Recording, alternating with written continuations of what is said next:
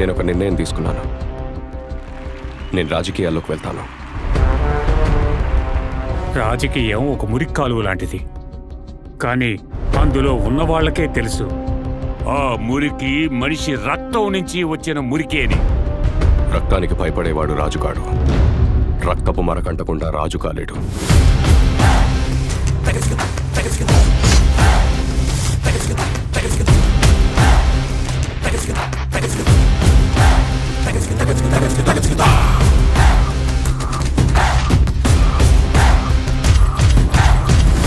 ఇది శకుని చాణిక్యుడు కలిసి ఆడే ఆటని వాడికి అర్థమయ్యేటట్టు చెప్తా. Hi, this is Nani and I subscribe to India Glitz Telugu channel IG Telugu, and for my updates and about my latest movies and everything, for all the news and gossips, please follow IG Telugu.